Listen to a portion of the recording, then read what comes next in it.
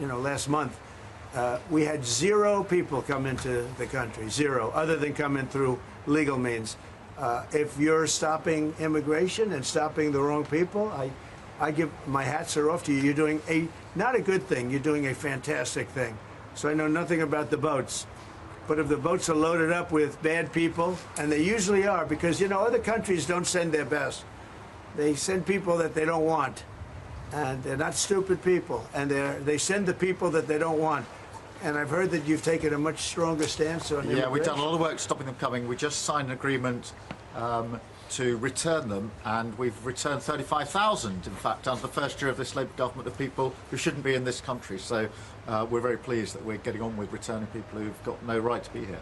That's great. As somebody that loves this, I love this country. My mother was born in, as you know, my mother was born in Scotland, and it's an incredible place, a beautiful place. And if that be the case, I congratulate you. That's exactly, because Europe is a much different place than it was just 5 years ago, 10 years ago, and they've got to get their act together. If they don't, you're not going to have Europe anymore as you know it, and you can't do that. This is a magnificent part of the world, and you cannot ruin it. You cannot let people come in here illegally. And what happens is there'll be murderers, there'll be drug dealers, there'll be all sorts of things that other countries don't want. And they send them to you, and they send them to us, and you've got to stop them. And I hear that you've taken a very strong stand on immigration, and taking a strong stand on immigration is imperative. Prime Minister Netanyahu said there's no starvation in Gaza. Do you agree with that assessment? I don't know. I mean, based on television, I would say not particularly, because those children look very hungry. But we're giving a lot of money and a lot of food, and other nations are now stepping up. I know that this nation is right here. It's a humanitarian crisis. Right. It's an absolute catastrophe.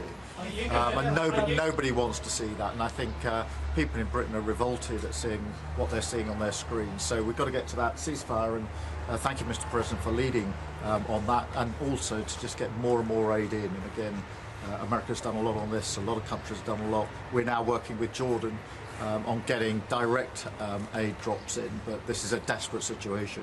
Do you think Israel has done all it can do to avoid civilian casualties in Gaza? Well, I think nobody's done anything great over there. The whole place is a mess.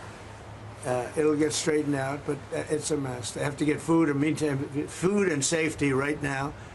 And ultimately, look, Hamas did a horrible thing, and they paid a big price, but Hamas did a horrible thing. But I always said, when you get down to the last 20 or 10, they're down to 20. We got a lot of hostages out, and you helped us, by the way. Yeah, but we got a lot of hostages out over the last 6 months that I've been in. I've been in office for 6 months now. And these hostages have been, many of them have come to the Oval Office, and they've thanked me so profusely. I said, you don't have to thank me. I did what I have to do. But I always said, when you get down to the final 20, they won't release them, because that's like their shield. Very unfair. And so something's going to have to be done. And they were really unwilling to talk. But I've said that. You'll get down to the final 10 or 20. It turns out to be 20. I thought that would be the number. I said, they're not going to be dealing with us. And, many of the hostages are now dead. You know that. And parents come up to me. A woman came up to me 2 weeks ago. She just wants her son back. And I said, how's he doing? My son's dead, sir, but he's with them, and we want the body. She wanted the body of this young boy, of her young, beautiful son, just as much as if he were alive. It was just as important. There was no difference. And it's a tragic situation, frankly. But we got a lot out, and now possibly the fight will have to be a little bit different. But they have totally changed now. They don't want to give hostages. Very unfair. You have 20 living people, in this case living. You have many dead people, too, that they want to get a long time as well. Yeah, they have 20 living people. And I told Israel, I told Bibi that you're going to have to now maybe do it a different way. Do you think a ceasefire is even possible, Mr. President? Yeah, a ceasefire is possible, but you have to get it. You have to end it. You're talking about with Israel's. You're talking about there, because we have many ceasefires going on. The whole world is. If I weren't around, you'd have right now 6 major wars going on. India would be fighting with Pakistan. You see what we just did yesterday with 2 nations that we're trading with. And during the trade, I said, I'm not going to do any trade deal unless you guys settle your differences. And we got it settled in 24 hours. I mean, they just announced it was settled, which was a tremendous thing. But Serbia, Kosovo is another one. We have many hotspots that were at war. I think a very big one was India and Pakistan, because that's, you're talking about two nuclear nations. That was a very big one. And we get help from the UK. The Prime Minister's helped. We have cases where we specifically need the help because somebody comes from here that you're aware of. And, you know, when you come from a country, you can do things. And I call up the Prime Minister, and all of a sudden, he's able to do things. True also with other presidents and prime ministers. But we've done it. Nobody's ever done what we've done. We have 6 different major if you take a look at Rwanda and the Congo, Republic of the Congo, they've been fighting for 31 years, 8 million people dead. It was going on. Nobody could go to that part of Africa. They were being killed. If to even walk there, you're being killed with machetes. And it was a violent situation. And I was able to, they liked Trump. They wanted to make a trade deal with Trump. They wanted us to take their rare earth. They want to give us their rare earth. And I got to know the leader of the Congo. I got to know both of them indirectly. And I called him. I said, let's end the war. I don't want anything until you end the war. And we ended the war. As you know, the foreign ministers came up 2 weeks ago, and the leaders are going to be coming very shortly to Washington, Rwanda and Congo. I mean, that's another one that we did. So we've done a lot. It's an honor to do it. It's not hard for me to do it. And I use, not in all cases, but I use a combination of knowing them a little bit, or in some cases knowing them a lot. I knew, you know, the leaders of Pakistan and India. I know them very well. And, you know, they're in the midst of a trade deal, and yet they're talking about nuclear weapons. I say, this is crazy.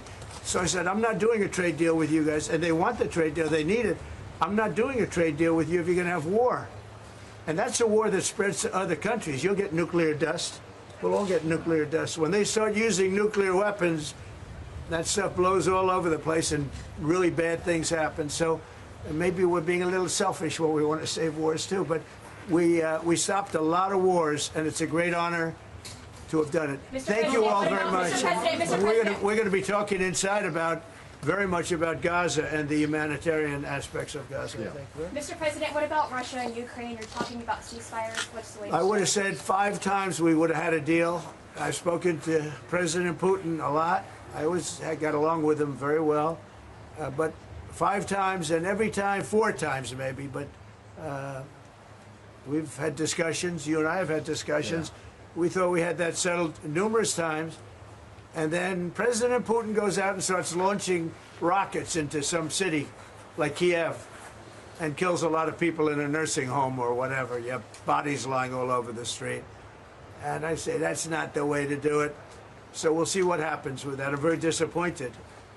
I'm disappointed in President Putin. Very disappointed in him. So we're going to have to look, and I'm going to reduce that 50 days that I gave him to a lesser number, because I think I already know the answer what's going to happen. Okay? Thank you very much, everybody. We'll see you later.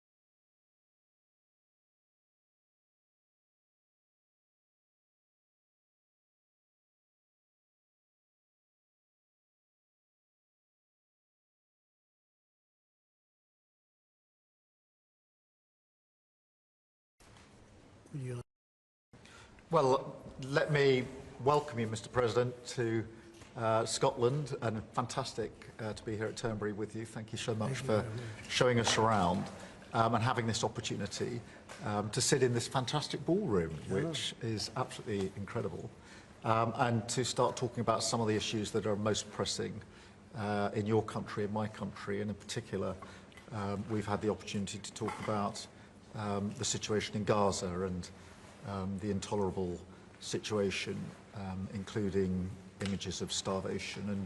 And I think both of us know that we have to get to that ceasefire, and we have to increase humanitarian aid in. And thank you for what you've already been doing, are doing, and are committed to, because without you, this would not be capable of resolution.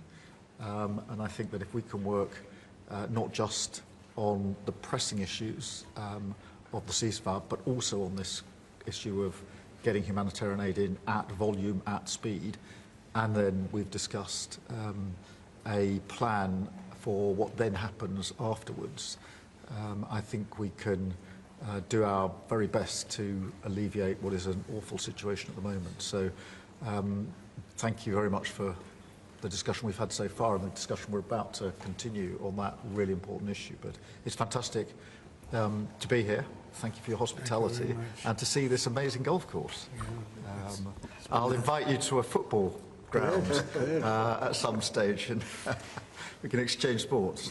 It's been great being with you, and thank you very much, Mr. Prime Minister. And you've done a fantastic job with regard to the trade deal. You know, they wanted a trade deal here for years, many years, through many different terms of different people, and you got it done. So I want to congratulate you on that, and it's a great deal for both. It brings unity. We didn't need unity, but it brings us even closer together. I think it's good for both parties.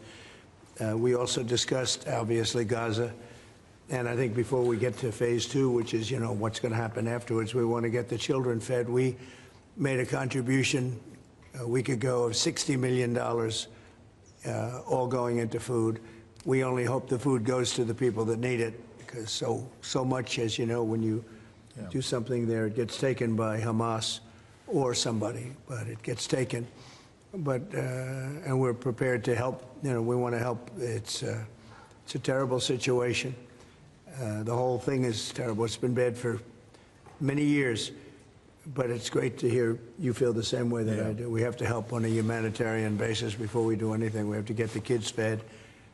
So we've been sending in a lot of food. A lot of the food that's been going there has been sent by the United States. I spoke yesterday with the president of the European Union, Ursula, who was terrific also on the subject, and she's going to play a big role also in helping us. So we have a good group of countries that are going to help with the humanitarian needs, which is food, sanitation, and some other things.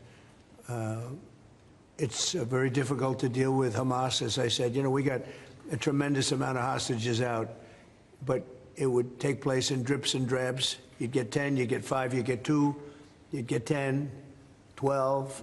We get 12 one time. Many of them would come to the White House, and they were so thankful. But I always said, when you get down to the final 10 or 20, you're not going to be able to make a deal with these people, because they use them as a shield. And when they give them up, they no longer have a shield. And the people of Israel feel so strongly about the hostages. Some people would take a different view, but they feel so strongly about the hostages. So that's an ongoing process. Hamas has become very difficult to deal with in the last couple of days, because they don't want to give up these last 20, because they think as long as we have them, they have protection. But I don't think it can work that way. So I'm speaking to Bibi Netanyahu, and we are coming up with various plans. We're going to see. It's a very difficult situation.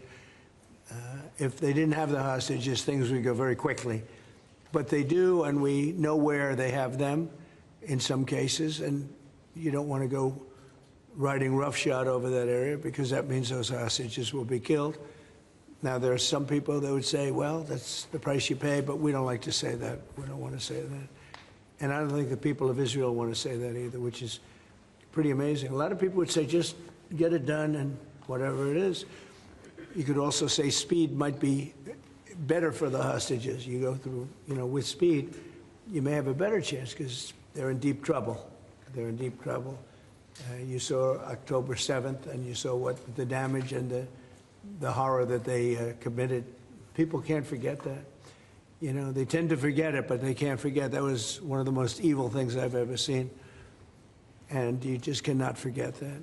So we're very much involved. The Prime Minister's involved. I'm involved. And I think I can speak. We just signed a very big trade deal, the biggest of them all yesterday, right? And the European Union is very much involved in wanting to help with really the Palestinians in terms of getting people fed. But the area of Gaza, another way of defining it is the area of Gaza. It's a very troubled place, and it has been for many, many years. It has been for many decades. So it's not like this just happened. This has been going on for a long period of time. So that's it. Our hearts are in the right place. We have some good news because the recent war that you just saw, they just announced, I see, the newest of the 5, now this would be 6 that we've stopped. I've stopped 6 wars in the last, I'm averaging about a war a month, but the last 3 were very close together. India and Pakistan and a lot of them. Congo was just, and Rwanda was just done. But you probably know, I won't go into it very much because I don't know the final numbers yet. I don't know. Numerous people were killed, and I was dealing with 2 countries that we get along with very well, very different countries from certain standpoints. They've been fighting for 500 years, intermittently, and we solved that war. You probably saw it just came out over the wire, so we solved it through trade. I said, I don't want to trade with anybody that's killing each other, so we just got that one solved. And I'm going to call the 2 prime ministers who I got along with very, very well and speak to them right after this meeting and congratulate them. But it was an honor to be involved, and that was going to be a very nasty war. Those wars have been very, very nasty. So we've done a lot of good work. We've had great support from the Prime Minister anytime we needed help, anytime we needed any form of support. You've been there. We appreciate it very much. And we're going to continue onward. We do have to take care of the humanitarian needs on what they used to call the Gaza Strip. You don't hear that line too much anymore. You don't hear the Gaza Strip. But it is the Gaza Strip. And it's amazing that it's not being handled a little bit differently. We're going to set up food centers, and we're going to do it in conjunction with some very good people, and we're going to supply funds. And we just took in trillions of dollars. We got a lot of money, and we're going to spend a little money on some food.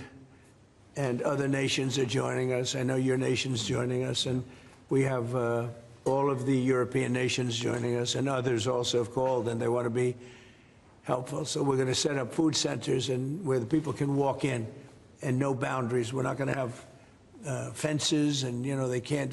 They see the food from 30 you would say yards away, and they see the food. It's all there, but nobody's at it because they have fences set up that nobody can even get it. It's crazy what's going on over there. So we're going to work very closely together with your country, a great country.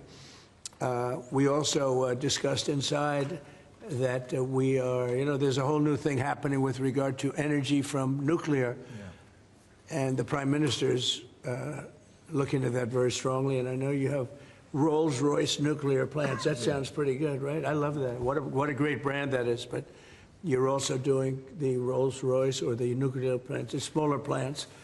We're doing smaller and bigger, but the small is interesting. They do a small plant, very easy, very safe, and as they need more, they hook up another plant, and they have a series of plants instead of, doing the $20 billion plant. That gets tough for a lot of people to do. So we're just studying that, and it sounds like you're very far progressed, but that's a great thing you're doing on nuclear. We opened up nuclear about 2 months ago, and it's now safe and very inexpensive. No, we see civil nuclear as a big part of the future as we go to sustainable, independent energy, and I think that between the 2 of us, we can work very much more closely on this, and we've agreed that that's our ambition, that's our aspiration, and this is going to be a big part of the future when it comes to energy. And you can see in the last few years, energy has been weaponised, prices have dictated both families and businesses across the United Kingdom, and therefore taking control of energy is a huge prize. So the more we can work together on this, the better. And small modular reactors are a very big part of the future here, and we've got great companies like Rolls-Royce involved in that. So I'm very much looking forward to working together with you, Mr. President. We'll do that. We'll do that. We're going up to your oil capital in a little while. We're going up to Aberdeen. That's called the oil capital of Europe. And that's a great asset that you have up there someday. If they ever change their thinking on that, you have a great and valuable asset. There's a lot of valuable resources underground there. But that's a decision for you to make. But it's a very amazing place, and it is considered the oil capital of Europe. So it's another option that you have. So we are doing really well as a country, and I think that the Prime Minister has been so supportive of us, and so strong and so respected, and I respect him much more today than I did before, because I just met his wife and family. He's got a perfect wife and family, and that's never easy to achieve, right? But I take no credit for that. But he's become a friend, and together we got a deal done that has not been able to be done. It was a deal that's very good for both parties. A really good deal for both of our countries, and very, very well received here in the United Kingdom. So thank you very much for having us. Thank you. Appreciate it. Any questions? Mr. President, on Gaza. Earlier you said that you were going to change the deadline from 50 days. Yeah. What is your new deadline? I'm going to make a new deadline of about 10 or 12 days from today. There's no reason in waiting. There's no reason in waiting. It's 50 days. I want to be generous, but we just don't see any progress being made.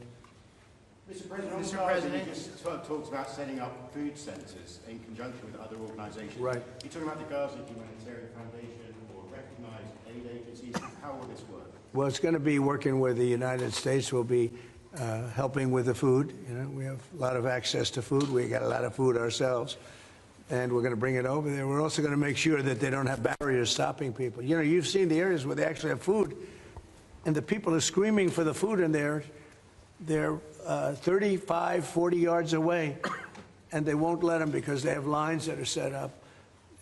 And whether they're set up by Hamas or whoever, but they're very strict lines, so we have to get rid of those lines.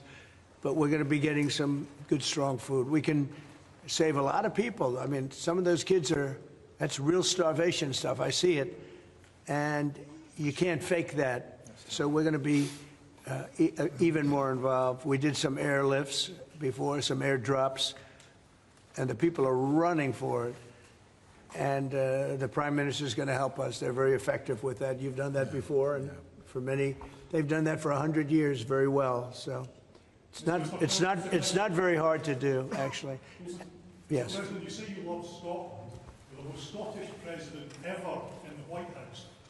Is there a better deal to be done for Scotland, for Scottish industry, in the deal that you've done with the Prime Minister? Whisky, for example.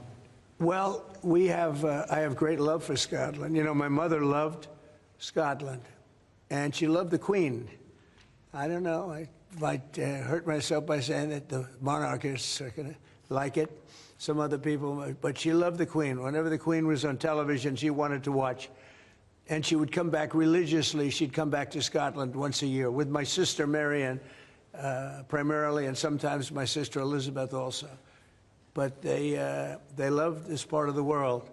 And, you know, we're talking about the Isle of Lewis. We're talking about serious Scotland. That's serious Scotland. There was no doubt about it. So, yeah, it gives me a feeling, you know, it's different. You go to another country, you have no relationship to it. You get to like maybe the head of the country or something.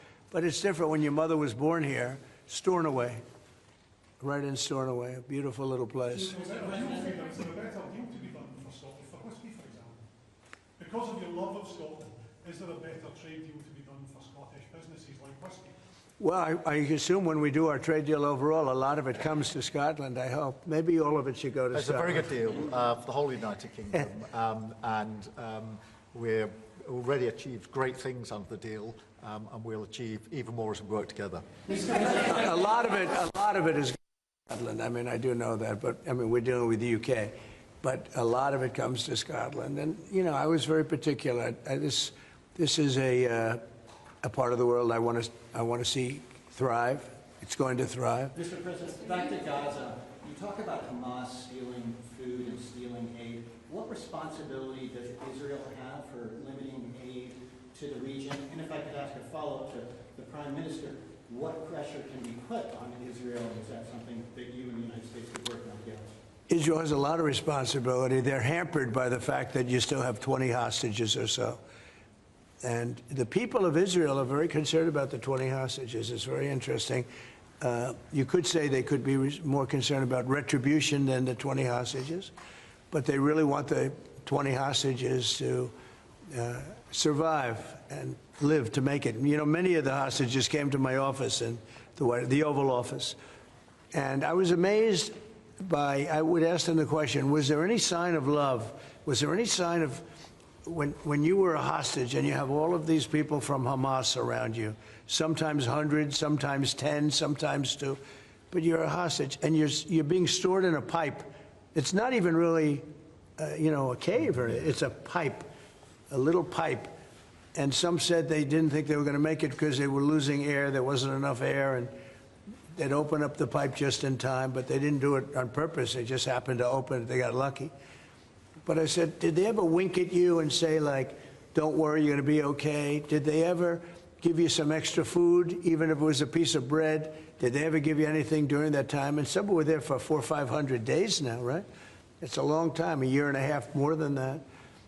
And not one person said there was any love from anybody. You know, in other words, you have hundreds of people, and you see it in the movies where somebody's a prisoner and somebody's helping. You even see it with Germany, where people would be let into a house and live in an attic in secret. You know, you'd see signs of some. I said, did you see anything like, did they wink at you? Did they say, don't worry, you're going to be okay? I never received, I ask that question all the time. I've never received one answer that said, yeah, they really wanted to help. No, the hatred is just incredible. But certainly an access to food issue. What more can Israel do? Well, I think Israel can do a lot. I will say that Iran, I think, interjected themselves in this last negotiation. Can you imagine the beating they took? We wiped out their nuclear possibilities. They can start again. If they do, we'll wipe it out faster than you can wave your finger at it. We'll have to do that. We will do that gladly, openly and gladly. They've been saying, Iran's been sending out bad signals, I'll tell you.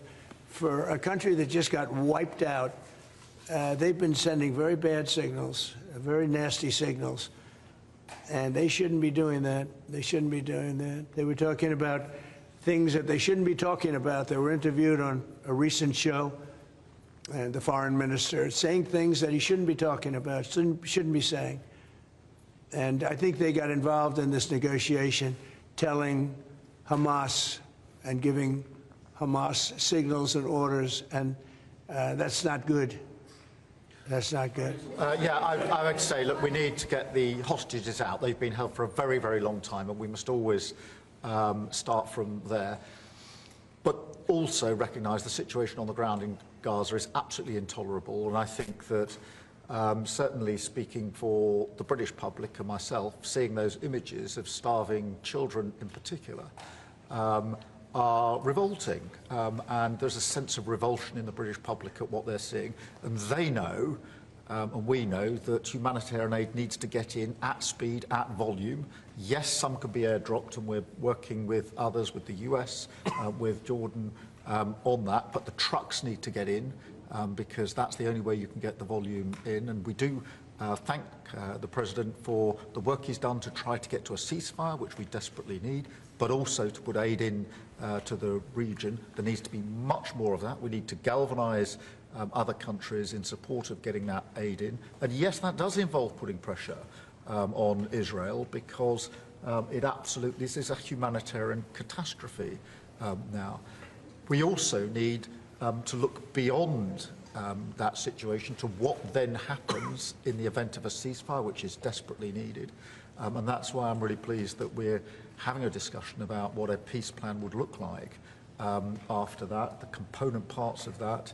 And we have to be really clear at this point that Hamas can play absolutely no part in any future governance in Palestine and and in Gaza. And it's really important that we're clear about what triggered this, who took the hostages, and calling out Hamas for what they are, which is a terrorist organisation. But I think today the focus has to be on getting that humanitarian aid in. At speed. Will the UK avoid your pharmaceutical tariffs, and will it happen before August the 1st? Well, we'll be announcing on pharmaceuticals sometime in the very near future. We have a very big plan on pharmaceuticals. We want to bring a lot of the pharmaceuticals back to America, where they should be. If you look at COVID, it sort of taught us a lesson. We were getting our pharmaceuticals from other countries. We almost didn't make any. We used to make them ourselves, and we're going to want to be making a lot of them ourselves, all of them in a sense. But you also have a good pharmaceutical business. We'll be dealing with you on pharmaceuticals also. And we certainly feel a lot better with your country working on pharmaceuticals for America than some of the other countries that were with the relationship we have. You would not use that as a cudgel. You wouldn't be using it as a block. But we're going to be announcing sometime very soon, I think, pharmaceuticals are our whole thing. And the companies know. And drug prices are going to be coming down very substantially in the U.S., very, very substantially. And that'll happen very soon. Mr. President, we can all sense your frustration. No, go ahead. Vladimir Putin. Hold it. We can all sense your frustration with Vladimir Putin. Yeah. Do you think he's been lying to you about his intentions in Ukraine? Well, I don't want to use the word lying. All I know is we'd have a good talk, and it seemed on, let's say, 3 occasions, it seemed that we were going to have a ceasefire and maybe peace, and you divide it up and you do whatever you have to do, that obviously to get to the end. And all of a sudden, missiles are flying into Kiev and other places. And I say, what's that all about? I spoke to him 3-4 hours ago, and it looked like we were on our way, and then I'd say, forget it, and I'm not going to talk anymore. You know, this has happened on too many occasions, and I don't like it. I don't like it. Successful social media sites. There are new powers here to censor your site, state mandates. To censor my site? To censor your site. You mean Truth? Truth Social? I mean Truth. Is that well, I don't think he's going to censor my site because I say only good things. Will you please uncensor my site? Yeah, we're not censoring anyone. We've got some measures which are there to protect children, in particular from sites like suicide sites. We've had too many cases in the United Kingdom of young children taking their own lives, and when you look through their social media, they've been accessing sites which talk about suicide and encouraging, if you like, children down that road, and that is what we want to stop. There's nothing about censoring free speech. But this country is a proud free speech in this country has been for a very long time. We're very, very proud of it. We will protect it forever. But at the same time, I personally feel very strongly that we should protect our young teenagers, and that's what it usually is, from things like suicide sites. I don't see that as a free speech issue. I see that as a child protection issue. We actually passed a bill in Congress, headed up by my wife, actually, which was to pull bad stuff out having to do with children, because it is a problem. But I cannot imagine him censoring Truth Social. That's more of a very political, and it's been a very big success. Not going to happen. And I only say good things about him and his country, so they say to me, you're making a mistake. I'm going to give my ambassador the job, make sure it's not censored. I had not heard that. You're a big investor in this area, Mr. President. Say it? You're a big investor in this area. To put it mildly. Like this ballroom that we built from scratch. Do you worry, though, about the risk of increased taxes here? Will that stop you investing? And do you have a message last night on the soccer to the English lionesses who won the European trophy? So I think that I have a theory that low taxes bring growth. We just passed a big tax cut bill, the biggest bill in the history of our country, actually. And one big, beautiful bill. I used to call it the great one big, beautiful. We took the word great out. But it's actually called the one big, beautiful bill. It's essentially a very large tax cut bill for everybody. And our country's, pretty soon, I think I can say it right now, our country's never done better. We had a country that was dead. It was dead 6 months ago, a year ago. Leaders from NATO, we had a very successful meeting at NATO. Your prime minister was there. It was an unbelievable love fest with all of those countries. And they agreed to go 5% and all the things. Very smart to do. But many of the leaders said, you know, essentially, they said, your country was dead 1 year ago. 1 year ago, we had a dead, and we did. We had a dead country. We had a president who didn't know where the hell he was. We had horrible, horrible people running our country. I think they were sick people, actually, sick. You talk about censorship. Those are big. That's all they did was censor, and they didn't know what to do.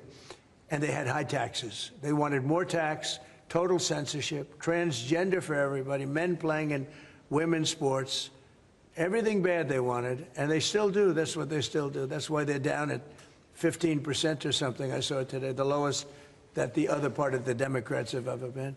But no, I find that when you lower taxes, you get growth. I will say this, and the Prime Minister hasn't been here very long, in all fairness. I think he'll be a tax cutter. But I find that as we cut taxes, we did more business. Yeah. You know, in my first tax bill, we cut taxes from 39% down to 22%.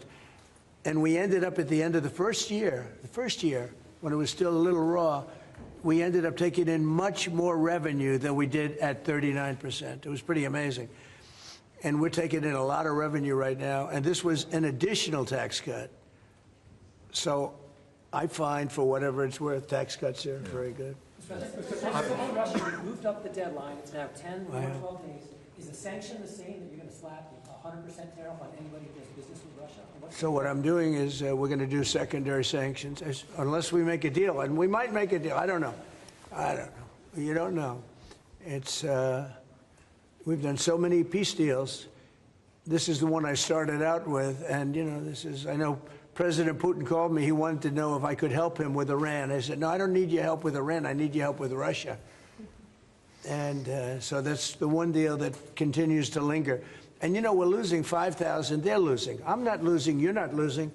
But 5,000 Russian and Ukrainian kids a week are dying. And that's not mentioning the people that are dying also in towns where, you know, he's lobbing missiles into certain towns like Kiev. And he's got to make a deal. It's too many people are dying. It's a really bloody war. And the 5 now, they're really telling me that number is obsolete. It's like 7. That's terrible. So you have 7,000 Russian and Ukrainian soldiers dying every single week for no reason whatsoever. So you would think, based on common sense, you would think he'd want to make a deal. We'll find out. No communication with Israel publicly? Have you had any other Ukrainian channels conversations with the Russians reiterating this? In what? Reiterating this new pressure and deadline. Yeah, well, we're going to have I mean, well, you're the press. I'm reiterating it to you. Yeah, I'd say 10 to 12 days. I'll announce it probably tonight or tomorrow. But there's no reason to wait. If you know what the answer is going to be, why wait? And it would be sanctions and maybe tariffs, secondary tariffs. You know what a secondary tariff is. And look, the Russian economy, I don't want to do that to Russia. I love the Russian people. They're great people. I don't want to do that to Russia, but this thing, they're losing a lot of Russians. They've lost 1 million Russians. And that's the, you know, sons, that's the sons and daughters of Russian families. They leave the house, they go, bye mom, bye dad, and then they get blown away. And Ukrainian too. Look at Ukraine. It's a disaster what's happened there. But it continues to go on. As you know, we made a deal where the European Union is essentially involved, but it's NATO, and we're was supplying weapons to NATO. NATO's now paying because the United States, because of Biden's in for $350 billion, the European nations are in for about $100 billion. Should be the opposite way, by the way, because we have a big ocean in between. Should be the opposite way. But I think that eventually something's going to happen. It should happen fast. So many people are dying. You know, when I settled out with Congo and Rwanda, they lost almost 8 million people. And it just made so much sense. And if I didn't get involved, they wouldn't have done it. They weren't even thinking about settling it. It was just going on forever. And nobody could go into those territories because they'd get killed. They'd get killed. And now they have I hear it's a whole different ballgame. We settled it. This is one that should be settled. Russia, Ukraine. This is one that really should be settled. Mr. President, Scotland's First Minister has today set out his plans for a second referendum on Scottish independence. Can I get your reaction to that as someone with deep ties to Scotland? Sorry, Mr. Prime Minister, can I also get your thoughts on that? If the SNP do win a majority in next year's election, then they have the right to hold a referendum, you know? Well, I don't want to get involved in your politics. We got enough politics of our own. I will say that I predicted what was going to happen the last time. You remember, I was opening the first course over at Aberdeen, and I was over here, and at the same time, and they asked me that question. I made a prediction. It was the day before the vote, and I made it correct. I like to be correct, but I made a correct prediction. I don't know. I do say that when they made that deal, somebody said that it was, and I remember this very distinctly. I said, could they do this all the time? There was a little bit of a restriction, like 50 or 75 years before you could take another vote. Because, you know, a country can't go through that too much. I don't know the First Minister, but I've heard great things about him. I've spoken to him. I hear very good things about him, and I'm meeting him today. So maybe I'll have a better opinion then. And let me answer that straightforwardly, because I believe in a stronger Scotland, in a better United Kingdom. And I think that at a time like this, when it's quite clear that there's uncertainty and volatility around the world, the strength of the United Kingdom together is very important for all four nations, very important for Scotland. And that should be our priority, that should be our focus, not on the politics, which feels like the politics of yesteryear now, at a time like this. And I think that you know, the First Minister should probably focus more on his delivery in Scotland than on his constitutional issues, and we might have a better health service in Scotland. But at a time like this, I think the United Kingdom is always stronger as four nations. I think that's better for all four nations. I think that's how Scotland is stronger. Look at the deal that we've been able to do with the United States, a really important deal that we made just months ago. That is what the United Kingdom can do when we act as a powerful set of four nations together, and there are very many other examples. Mr. President, you toured the Federal Reserve last week. And I did. Set to meet this week. Do you think your visit has inspired a potential rate cut, or how do you see things shaping out this week? Well, it's interesting. I did tour it. I toured the building. And if you looked at this building, if you came here like 14, 15 years ago, we've had it a long time. It's been an honor to have Turnberry. But I was on much more opulent walls, ceilings, floors. We had to do this. And we did a very great job. I mean, you see how beautiful it is inside. Everything was saved. Everything was preserved. We had ceilings that were in bad shape. They were falling down. You know, it's very old. Wasn't properly maintained. Now it's brand new and beautiful. And we saved everything. If you really think here, you took a look and you were sort of commenting the coloring. Now, this is a brand new building. But if you look outside, it's equally opulent and beautiful. And we didn't do that by spending, you know, hundreds of millions of dollars in surrounding a railing underneath an area that you're painting. I mean, I've never seen anything like it. Brand new, beautiful plywood, very expensive, wrapped around a figurine or a railing to preserve it. But you don't have to do that. You can just wrap a cloth, they call it a blanket, and you don't even have to do that if you're careful when you're doing the ceiling. But I don't know what they did. They'd take down a ceiling and put up a new ceiling, and the new ceiling had no opulence to it. Or they'd fix the ceiling. But I would say that all I need is a good plaster and a can of paint. And, you know, they spent $3.9 billion.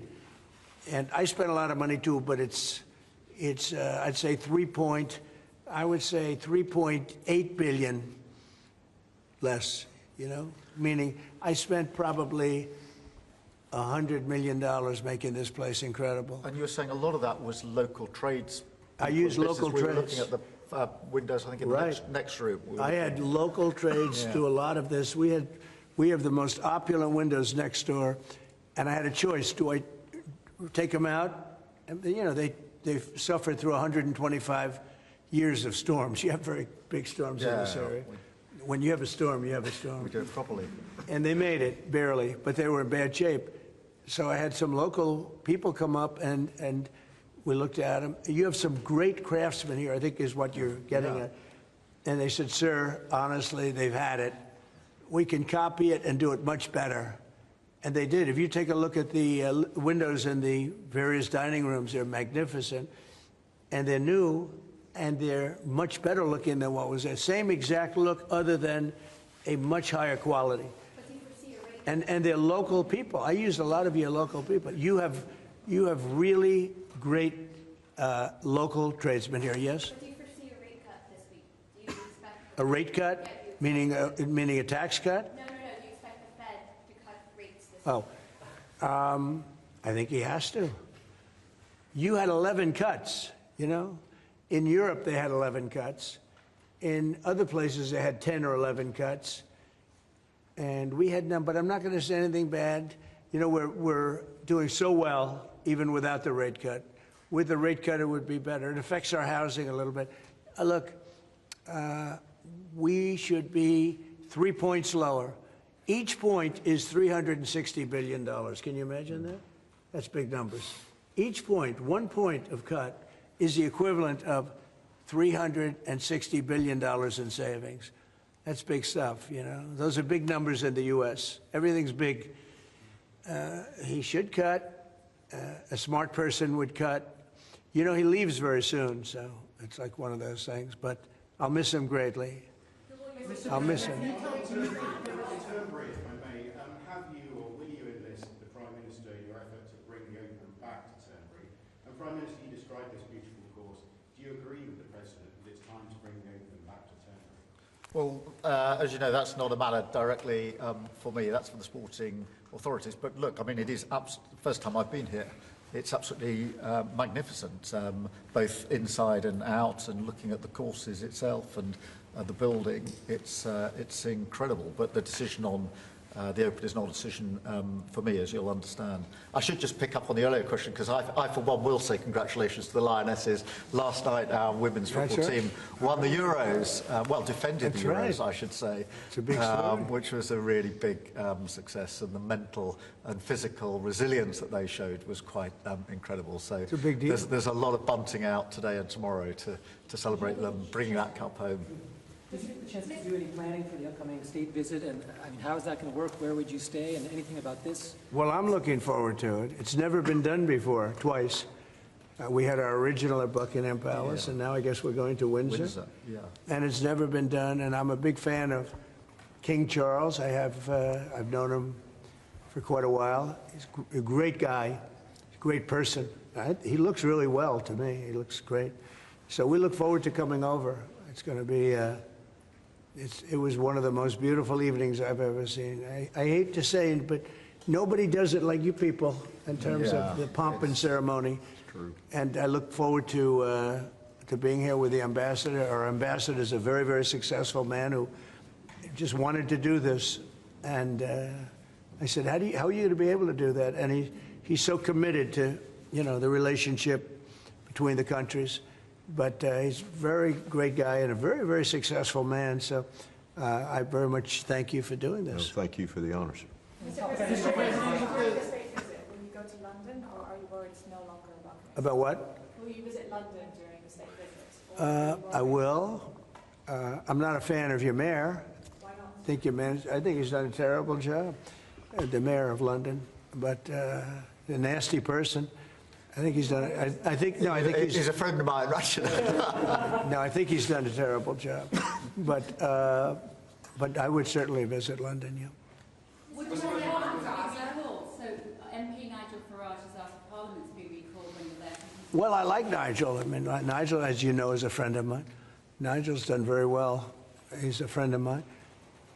And Keir's a friend of mine. Would you recall Parliament so that the President can talk to MPs? Well, Parliament's in recess at the time, but look, I do want to be clear. This is an unprecedented and very special state visit. This has never been done before, and there'll be many elements of it that have never been seen before. So this is going to be a historic occasion, and we're all very much looking forward to it. And I was very, very pleased to be able to put forward the invitation when we were at the White House earlier this year. So but this is not just a state visit. They're always incredible occasions, and this is an unprecedented second state visit. So you can imagine just how special that's going to be.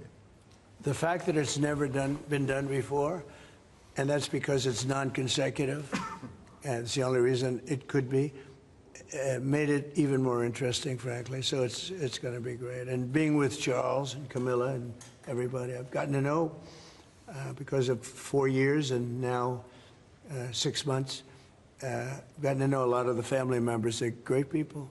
They're really great people. And in that sense, I think that the UK is very lucky. You can have people that weren't great people. I don't know if I'd say that, but you could have people that weren't. But we're very lucky to have our royal family. Absolutely fantastic. So we really look forward to that. As far as Parliament, if he wants me to speak in Parliament, I'll do it. Okay? But it doesn't have to be then. It could be some other time. Maybe we should save it for another time. Well, we'll let the one visit speak for itself. But anytime, if I could be helpful, I would certainly do it. Thank you. Mr. President, with the EU deal, alternatives are you considering to get the hostages out if there's no ceasefire? Well, there are a couple of alternatives. Some are pretty strong, but the most sensible alternative is talk and negotiation. But I said a long time ago, at a certain point, they're not going to be talking because they're going to lose their shield. The hostages are a shield for them. They did horrible things on October 7th, and the hostages are a shield. And I said, you know, you're going to get down a number, and the number's going to be at a point where you're not going to be able to get them back unless you're going to be very energetic, or to put it a different way, unless you're going to be very ruthless and violent. It's a bad situation to be in, very bad. Mr. President, with the EU deal last night, you talked during the campaign about President Putin respecting you and helping you have a relationship with him. Do you still feel that way, that he respects you, considering the conversations you've had that have been really nice? Yeah. I've always gotten along with President Putin. I have had a great relationship with him. And he went through the Russia hoax, too. You know, I mean, it was, we used to talk about it. We used to say, you know, it's too bad we really can't do anything between our country, because if we did, they'd say, oh, it's, you know, some. Look, I was tough on Putin because I was the one that closed up Nord Stream, and Biden came along and opened it up. I was very tough on Putin in one way, but we got along very well. And I never, you know, I never really thought this would happen. I thought we'd be able to negotiate something out, and maybe that'll still happen, but it's very late down the process. So I'm disappointed. And you know, the funny thing is that their economy isn't that big, and it's having a hard time right now, but it's a relatively small economy. A strong military, but strong economy. And it used to be a strong economy, now it's not. He's gone through a lot. Economically, it's not easy, but it's pretty small, you know, compared to that magnificent size of that land. The land is massive. It's got, I guess, 9 time zones or something. It's a massive piece of land. Russia could be so rich. It could be so rich. It could be thriving like practically no other country. And they're holding that back because we can't. He wants to do trade deals with us. He talks about it all the time. He wanted to. And I envision that a lot of trade with Russia. They have a lot of valuable things. When you talk about rare earth, they have serious rare earth, right? They have just about every form you can have. So, you know, Russia could be so rich right now. Instead, they spend all their money on war. They spend everything on war and killing people, and it doesn't make sense to me. I thought he would want to end this thing quickly. I really felt it was going to end, but every time I think it's going to end, he kills people. Could a meeting help, and are you considering, has been proposed? I don't know. I'm not, you know, I'm not so interested in talking anymore. He talks, we have such nice conversations, such respectful and nice conversations, and then people die the following night with a missile going into a town and hitting, I mean, recently, I guess, the nursing home, but they hit other things. Whatever they hit, people die. So, I don't know. We'll see what happens. We've just had a sense of your differences in political persuasion when Nigel Farage and Sadiq Khan came up in conversation. I wonder if you have any advice, either of you, for a very divided, polarised world on how you make your relationship. Not differences, yeah. Not differences. I happen to like both men. I like this man a lot, and I like Nigel. And, you know, I don't know the politics over here. I don't know where they stand. I would say one is slightly liberal, not that liberal, slightly, and the other one is slightly conservative. But they're both good men. Mr. President, well, look, I mean, we like each other, we respect each other, we get on, and we've both got a great love of our countries, of our families, and therefore there's a huge amount that we have already achieved, actually, together, and will achieve as we go forward, leading our respective countries, and of course the relationship between our countries. Donald, we were talking about this morning. That whether it's defence, security, intelligence sharing, it's a close, historic relationship. We have fought together in the past. We've always stood together. And I, for one, am very pleased that we've got such a good personal relationship between us. And I think it just shows that even if you come from different political perspectives, different backgrounds, actually there's a huge amount of common ground when it comes to what is in the best interests of our two great countries, and they are two great countries. And I think that because we focus on what's best for our countries, we get along very well, and I'm very pleased that that's the case. Mr. President? Well, I do know he wants to cut taxes as much as he can. And, you know, politics is pretty simple. It's, I assume there's a thing going on between you and Nigel, and it's okay, you know, it's two parties.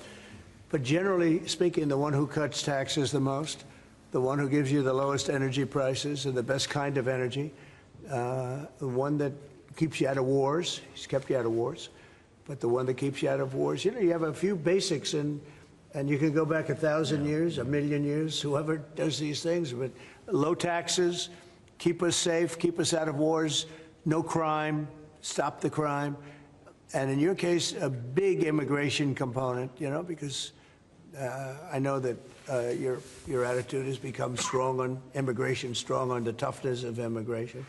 But I think whoever's going to be, I think I won because we had a lousy president, to be honest with you. We had an incompetent president. But I won because I was very strong on immigration. Now, we had inflation. We had sort of a bad economy with this guy. We had a lot of problems. But I focused on immigration more than I did anything else. And I think I won because of immigration. I think I won because of the border. I had a bad border where millions of people were coming in to our country illegally. And as you know, in last month, 0 people came into our country illegally, 0. So we went from a bad, incompetently run border to the most competently run border that anybody's ever seen. Prime Minister, the President makes it look easy dealing with illegal migration. You must be envious of his record in such a short period. Well, I think we've been discussing irregular, illegal migration is a huge issue in both of our countries. In the United Kingdom, it is a real cause for concern, and that's why we must bear down on it in all its aspects, upstream, across Europe, where a lot of ours comes into through northern France, across the Channel, working with our allies, with our colleagues, to break the gangs that are actually running this trade. But equally being very strong that when people have arrived in this country who've got no right to be here, then we should be removing them to their own country. And that's why I'm really pleased that we've been able to focus on this very intensely and get 35,000 people out of the United Kingdom who had no right to be here. Because the message has to be, you can't make your way to the United Kingdom. We won't tolerate our rules being broken. And if you get here, you will be returned to where you came from. And it's really important that we bear down on that. We're such an attractive place for people to come if they want a better life, because we are. People coming via the rules are always welcome. Of course, we've welcomed talent and people into this country for centuries, literally. But what the British people will not tolerate is those that break the rules.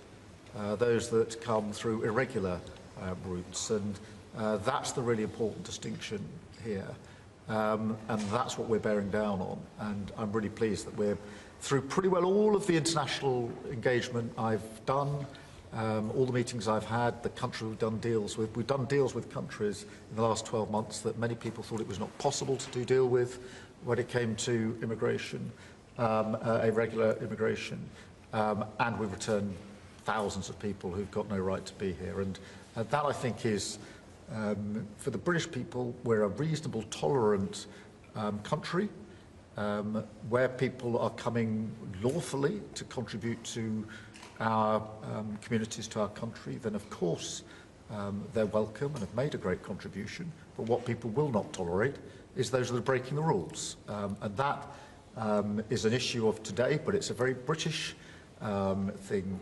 We are people who respect rules. We don't approve of those that break rules. I can say, though, that I had one of the greatest victories, they say the most consequential in 129 years, so I don't know about that, but it was pretty close. And we won all of the swing states, which never happens. We won the popular vote by millions of votes. We won, tremendous electoral college sweep. And I believe I did it more than anything else because of my strong stand on immigration. And I don't think this country is any different in that sense. I think it's a big factor. And it is with a lot of the European countries. Some of the countries have lost their way, and they have tremendous crime because of it. I mean, you had countries with no crime that now have tremendous crime. And you know the countries, and I know the countries. And so I think it's a huge factor in any election, not just this election, but in any election. I think the one that's toughest and most competent on immigration is going to win the election. But then you add low taxes and you add the economy. He did a great thing with the economy because a lot of money is going to come in because of the deal that was made. But I think that immigration is now bigger than ever before. Mr. President, your Treasury Secretary is meeting with Chinese trade. Right now. Right now. Have you received an update? Do you expect a deal when these talks are over, especially with the August 1st deadline? No, they're meeting right now. And, we have a good relationship with China. But China's tough. And like you're tough, we're all tough, yes. But we're going to see what happens. We just concluded our deal with Japan. It was very good for everybody. We're making, great deals. We're making deals that are good for us, but we want them to be good for everybody. It's important. It's sometimes I'll do something that I shouldn't do because it's not very important for our country, but it's very meaningful for the country on the other side. And I'll let them have that point because it's very important for them.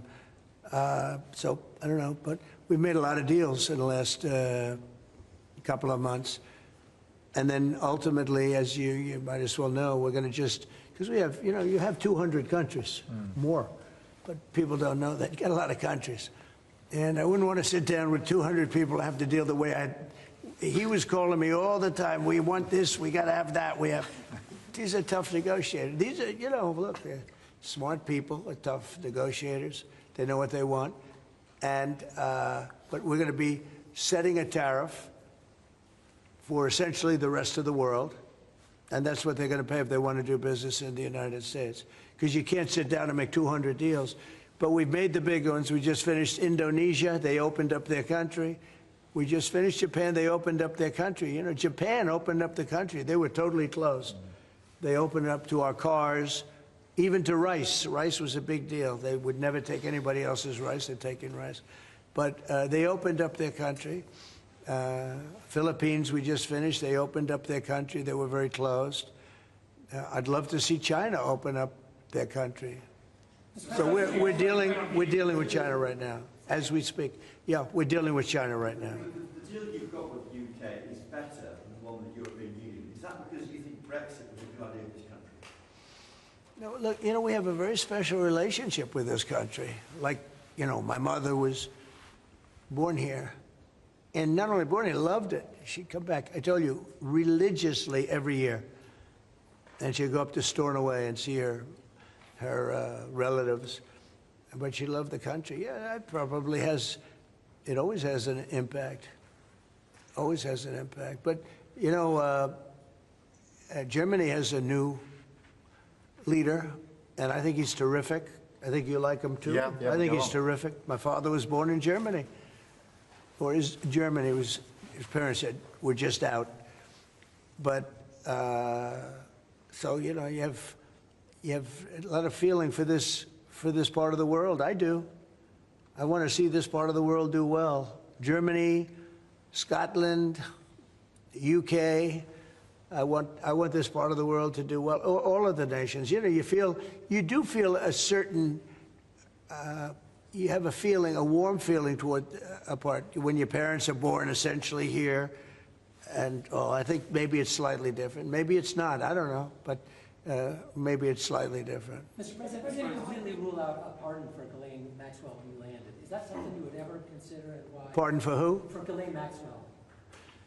Well, I'm allowed to give her a pardon, but nobody's approached me with it. Nobody's asked me about it. It's in the news about that aspect of it, but right now it would be inappropriate to talk about it. So, Mr. President, your opposition to offshore wind is well known. In Scotland, wind is a disaster. But in Scotland and across the UK, wind farms. I know, it's a shame. It's not his fault. I used to tell Alex Salmond. Have you spoken to the Prime Minister, and will you speak to the First? Well, all I can do is give my look. Wind is the most expensive form of energy, and it destroys the beauty of your fields and your plains and your waterways. And look out there. There's no windmills, but if you look in another direction, you see windmills.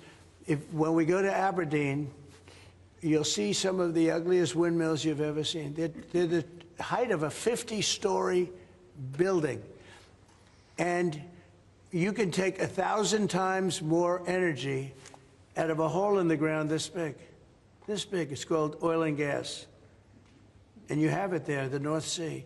This big, that nobody would even see. You can take 1,000 times more power, because the wind is intermittent, it doesn't work, it's extremely expensive. All the windmills are made in China. They used to be Germany and China, now they're mostly in China. They all come out of China. They say that the blades, which are carbon fiber, you can't bury. Oh, okay, you can't bury. What are you going to do, dump them in the ocean someplace? Because they only last a certain period of time. And remember, a windmill has a life of 8 years, especially when they're out in the salty sea, and they start to rot and to rust. You're going to have to replace them. It's very hard to replace them. Wind needs massive subsidy. And you are paying in Scotland and in UK and all over the place where they have them, massive subsidies to have these ugly monsters all over the place. So I've restricted windmills in the United States. Now, a couple we have, you know, the poor stupid people at the beginning, they approved them. So they have their full approvals. But I've restricted windmills in the United States because they also kill all your birds. You know, they wipe out. You know, it's interesting. If you shoot a bald eagle in the United States, they put you in jail for 5 years. And yet windmills knock out hundreds of them. They don't do anything. You explained that. So it's a very expensive energy. It's a very ugly energy. and we won't allow it in the United States. So we believe in a mix, and obviously oil and gas is going to be with us for a very long time, and that'll be part of the mix.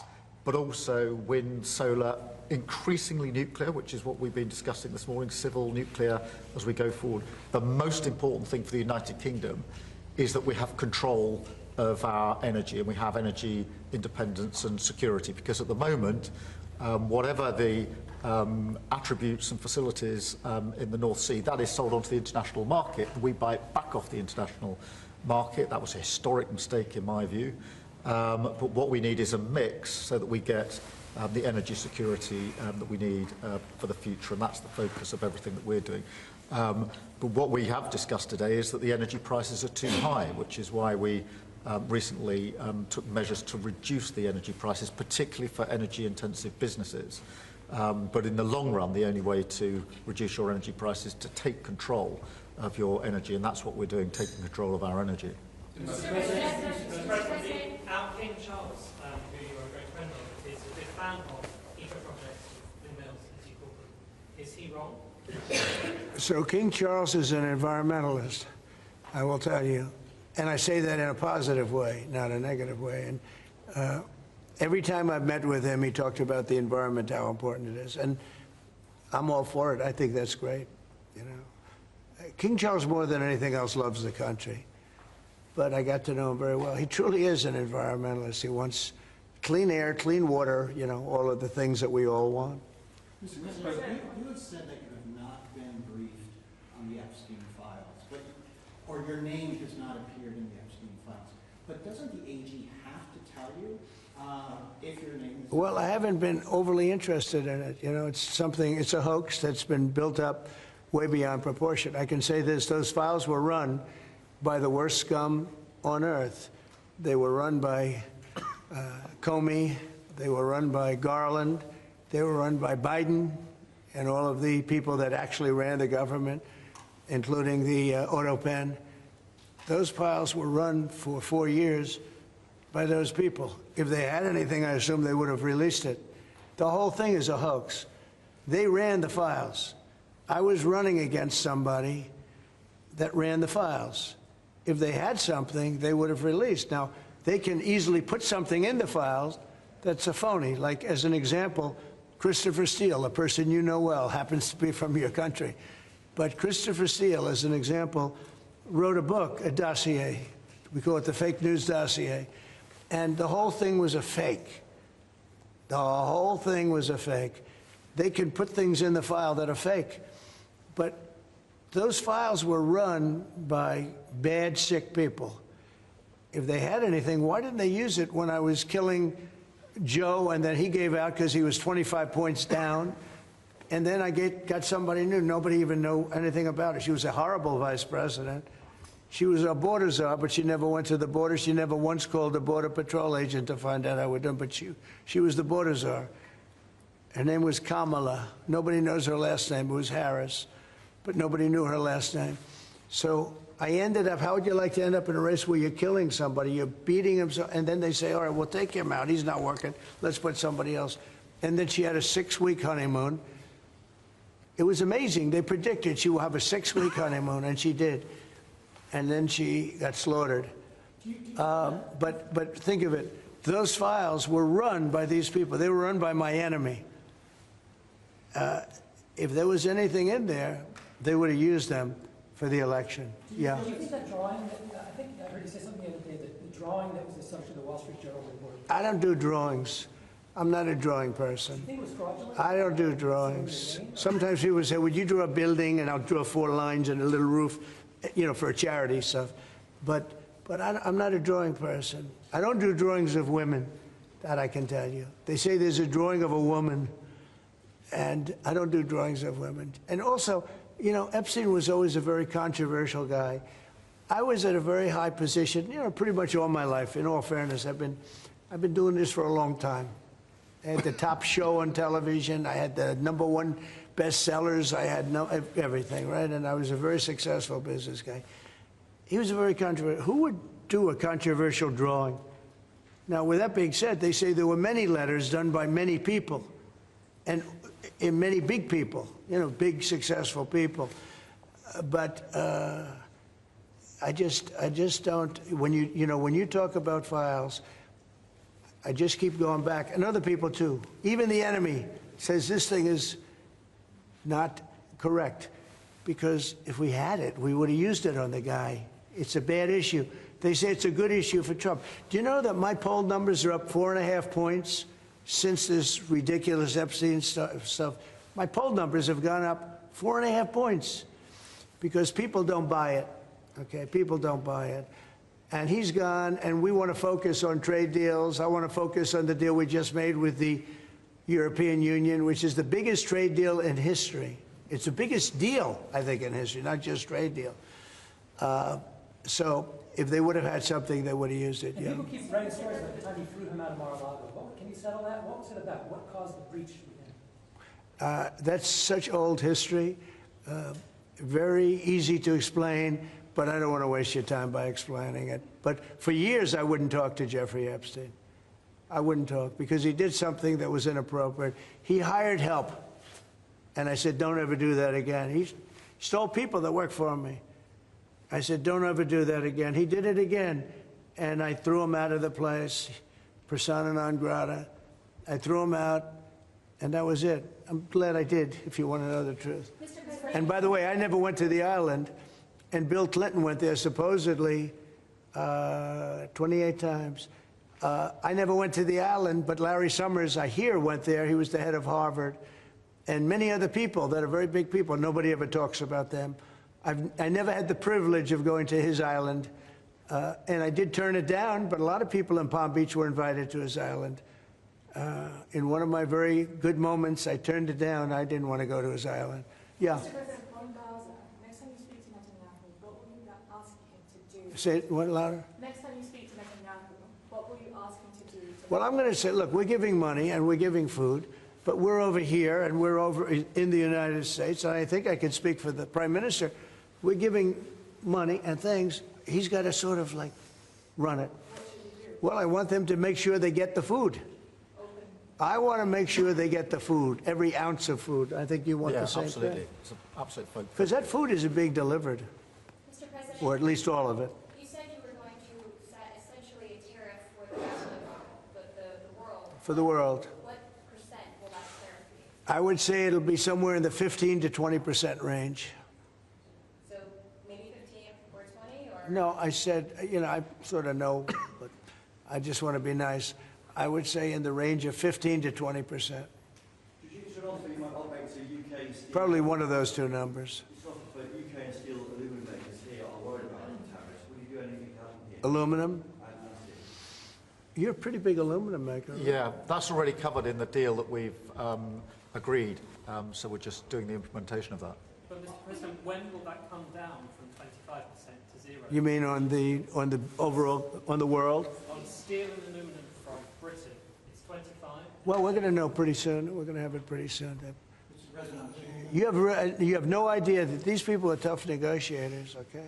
But we're a big buyer of steel. But we're going to make our own steel. We're going to make our own aluminum for the most part. But we buy a lot of aluminum from right here, and a lot of steel too. Yeah. Who are you with? Who are you with? Because you're asking such a nice question. TV News, that's TV News. Very good. Good. They're lucky. We have a lot of unhappy farmers in this country at the moment, and I'm sure the Prime Minister won't thank me for raising this. We've had changes to inheritance tax, which mean a lot of farmers feel they're going to lose their farms when they die or their farm dies. How important are farmers to a country? You mean they're going to lose the farm because of estate taxes and things? So what I've done, Pay so much, they're cash poor, but they have great. I know, well, they're cash poor. They're land rich and cash poor. A lot of people are, I've had that too. Sometimes I'm land rich and cash, sometimes I'm cash rich and land poor. I like it both ways, but as I get older, I like the more conservative route. So I did something that I don't know if you can do, but it was great. I love our farmers. As you know, in our tax bill, we have a clause that's very important. We were losing a lot of farms to the banks because a loving mother and father would die and left their farm to their children or their child, but their children, their family. And they loved their family, and they thought they were doing them a favor, but they had a 50% tax to pay. So the land would get valued, and at a high number, because some of the farms were valuable, but they didn't, you know, they couldn't quantify it. And they'd go out and borrow money to pay the estate tax, or the death tax, as it's called, and they'd overextend, and they'd lose the farm, and they'd commit suicide in many cases. No. Our levels are nowhere near 50%. They're not. We've just introduced, where it's paid over many years, works out. Well, that's good. An extra 2% a year over 10 years. So it's not at those levels by any stretch of the imagination. But the other thing that we've done, as you know, is make sure that we've got a pathway for farmers that actually increases their year-on-year income, which is the most important thing. And in all of the deals that we do, we ensure that our farmers are the central focus for much of it, particularly on the agriculture, including in the US deal, because I don't think we can go on for years saying that it's acceptable for farmers to have a year-on-year income which isn't sufficient. We've got to fix that problem. We can't simply live with that problem, so it's a very different situation. Well, we ended the estate tax. There is no estate tax on farmers. So when a parent leaves their farm, because again, a lot of these farms, they don't make a lot of money, but it's a way of life, and they love their way of life, and they love that dirt. That dirt is the most beautiful thing they've ever seen. They love it. I mean, they're farmers. They love doing it. They don't know how to do anything else, but they don't want to do anything else. I speak to farmers. I say, would you like to live in my penthouse in Manhattan? It's the most beautiful. No, I want this farm. And what happens is, I mean, we were losing a lot of people to suicide. They'd borrow money to pay the estate tax, and they were not able to pay it. And some banks are ruthless; they wouldn't do anything, and they would end up committing suicide. We have totally ended the estate tax in those situations, so there's no estate tax. So when a parent leaves the farm to the kids, they don't have to worry about their local, possibly unfriendly banker coming in and stealing their farm. One of the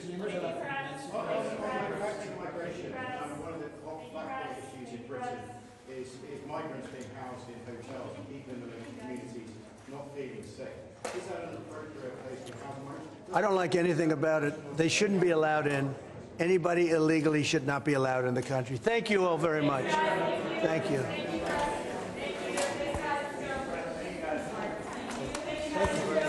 Take everything.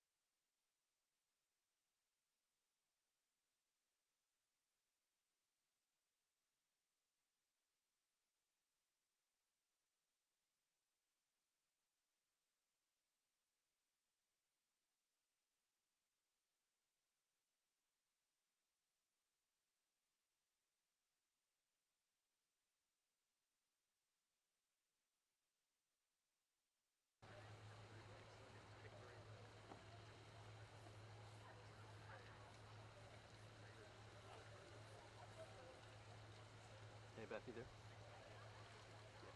Yeah, sorry.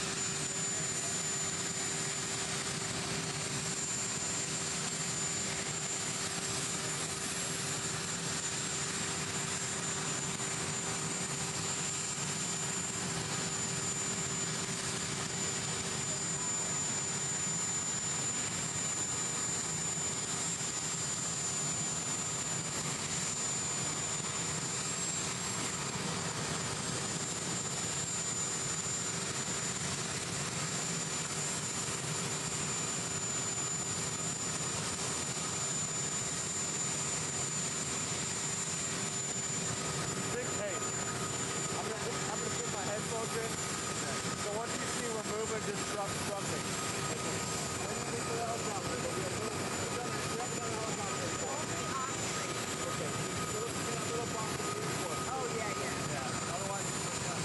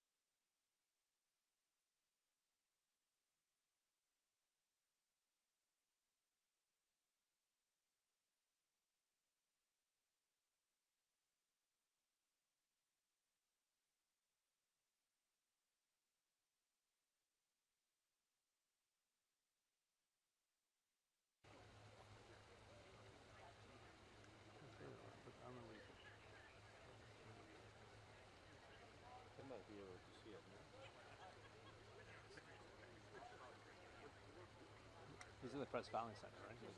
Elise sees it. She's starting a bridge.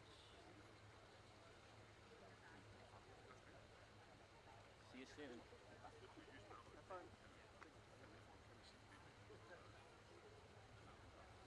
Okay, they see it. Did you? Okay.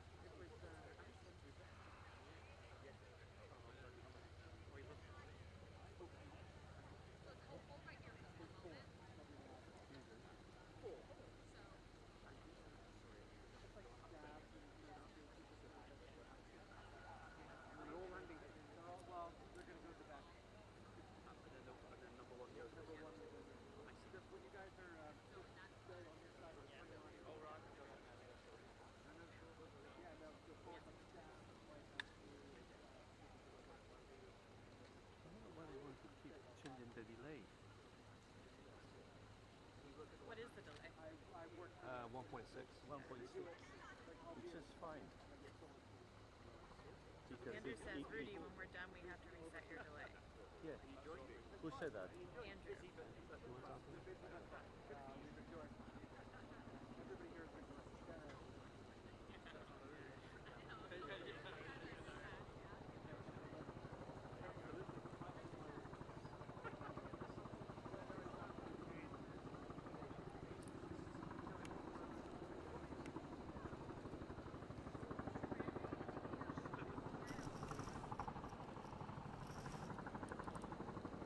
So the price he was first, right?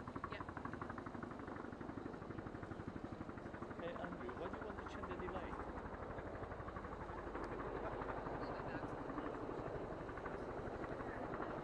Okay. Because yeah, we said it especially for that because we give you more fair room for the audio and they give you more fair room for the video. That's why I took it. No. Okay. Well, like I said, that's what we do with the States because he gave you more room for the video. That's all. But anyway, it's fine. If it's not okay, leave it. No problem.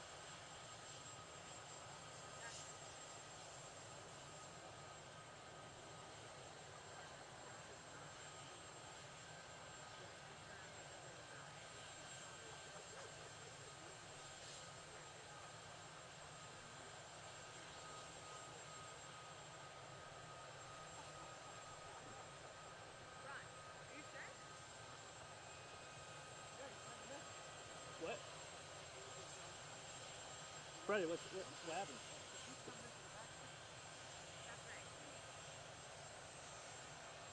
Freddie, come here, please. This not the... That's not Marine One, I don't think. Okay, so who's coming next, or what? Coming next.